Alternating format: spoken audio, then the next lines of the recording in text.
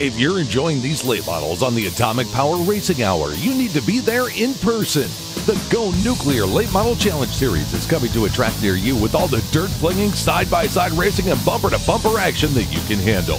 Come see the cars and stars of the Atomic Power Racing Hour as they battle for bragging rights. The series is coming to a track near you, so don't miss out on your best opportunity to experience what all the hype's about. Catch the series at Can-Am Motorsports Park Wednesday, May 22nd. We're at the Brockville, Ontario Speedway for the final feature of the season on the Go Nuclear Late Model Tour, which means a champion will be crowned tonight. Tim Sears in the 3T, along with Greg Bellier, could claim the title, but they have some work to do because the current point leader is Dale Caswell, who holds a healthy advantage. He spoke with us just before strapping into his potent ride. We got here late, missed the draw, missed hot laps. We ended up starting tail. A lot of action there. Cars upside down, cars off the backstretch. There was a lot of wrecking. And we just took our time. We knew it was going to be a pretty everyone's going to be gung ho. So we just took our time and managed to just get right up into a redraw spot. I don't know if I'm going to race for a win or anything. I'm points racing, so we got the lead. I guess I just got to finish 19th or better. So I'm just gonna I don't want to put myself into a position where I wreck my equipment going for a position I don't need. So we're probably just going to play it conservative. Ran here once before, ended up winning. Great facility, nice small bull ring with good banking. The clay's good. Weather's a little bit chilly, but I think we're going to have a great racetrack to race on. Caswell has a long way to go to get to the front, putting him in the eye of the storm on a surface that is still ultra fast, as Greg Calnan explained just before the cars took to the Beast of the East. Well, it's feature time now, and really, the track conditions have not changed much since the qualifying heats. We've only had 2 divisions on the track here tonight, with the Pro Stocks being the other, and that division really doesn't change the track surface much with their tires and their racing style. What we saw in the qualifying heats, fast, furious, and even a flip or two. So we're getting ready for 50 laps of the unknown, because this is going to be a very fast and, as we said at the top of the show, a tricky racetrack. So sit back, relax, and enjoy what's going to be a wild 50-lap feature for the Go Nuclear Late Model Series. The final feature race of the season can only mean one thing.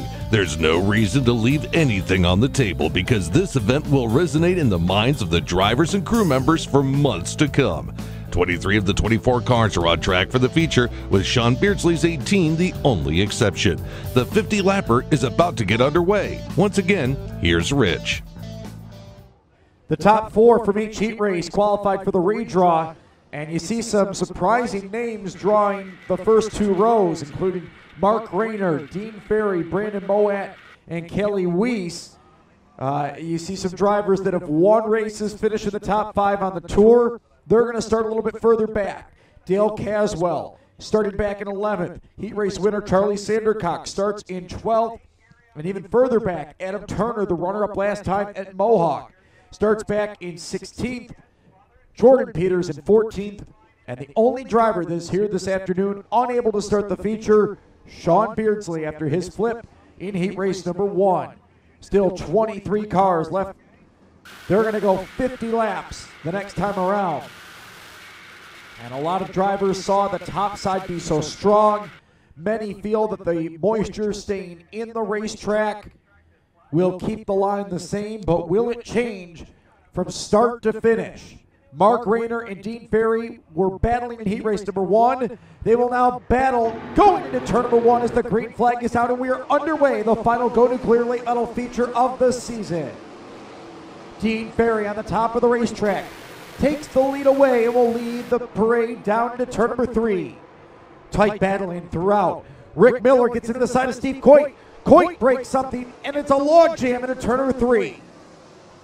Steve Coit limps to the infield, while AJ Kingsley, Joe Banks, Matt Vanderlinden, Brandon Gregory, Rich Riggs among those caught up in the incident here on lap number 1. Rick Miller in the 98 was one of the many drivers looking to make major headway on the opening lap, but as you can see on this replay, when he gets into Steve Coit's number 12, it sets off a chain reaction with the field so tightly bunched together. Under slow motion, you can see why the damage would be terminal for Coit, but it would also knock out Darren Peters, the winner of Heat Race 3, who would head back to the pits to attempt to make a tire change before the field got back to the green. The damage was too severe, however, and one of the top contenders was out early. Deeper in the pits, Rick Miller's crew surveyed the Go Nuclear 98 and determined he was also done for the night, trimming the field by 3 with just 1 lap completed. Well, for the first time today, Dean Ferry restarts on the inside line. Mark Rayner up on the top now, and Ferry with the good jump coming through 3 and 4 and puts his 99 back out in front of the field. As we are back underway, a number of top names staying right in tow as they work into turn number 3. Drivers like Dale Caswell and Charlie Sandercock, they started side by side in row number 6.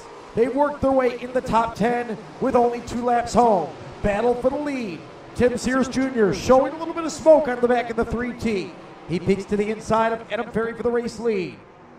Ferry, though, able to slam the door shut.